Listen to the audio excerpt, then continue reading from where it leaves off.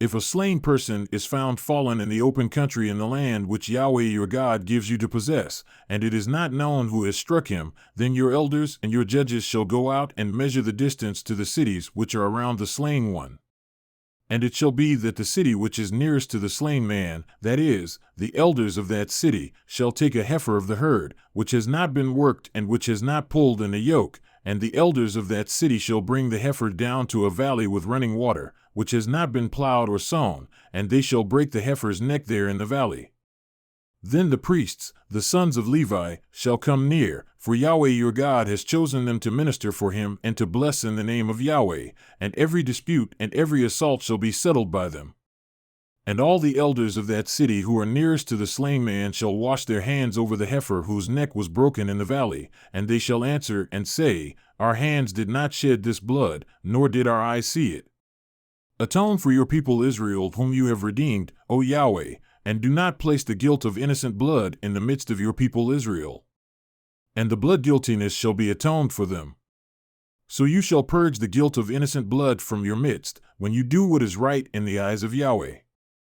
If you go out to battle against your enemies, and Yahweh your God gives them over into your hands, and you take them away captive, and see among the captives a beautiful woman, and set your affection on her, and would take her as a wife for yourself, then you shall bring her home to your house, and she shall shave her head and trim her nails. She shall also remove the clothes of her captivity, and shall remain in your house, and weep for her father and mother a full month, and after that you may go into her and be her husband, and she shall be your wife. And it will be that, if you do not desire her, then you shall let her go wherever she wishes, but you shall certainly not sell her for money, you shall not mistreat her because you have humbled her.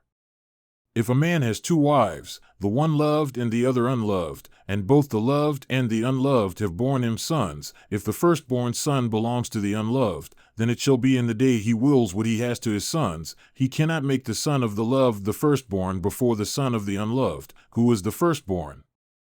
But he shall recognize the firstborn, the son of the unloved, by giving him a double portion of all that he has, for he is the first of his vigor. The legal judgment for the firstborn belongs to him. If any man has a stubborn and rebellious son who will not obey his father or his mother, and when they discipline him, he will not even listen to them, then his father and mother shall seize him and bring him out to the elders of his city at the gateway of his hometown. Then they shall say to the elders of his city, This son of ours is stubborn and rebellious, he will not listen to our voice, he is a glutton and a drunkard. Then all the men of his city shall stone him, and he will die, so you shall purge the evil from your midst, and all Israel will hear of it and fear. And if a man has committed a sin, the judgment of which is death, and he is put to death, and you hang him on a tree, his corpse shall not hang all night on the tree, but you shall surely bury him on the same day, because cursed of God is he who is hanged, so that you do not make unclean your land which Yahweh your God gives you as an inheritance.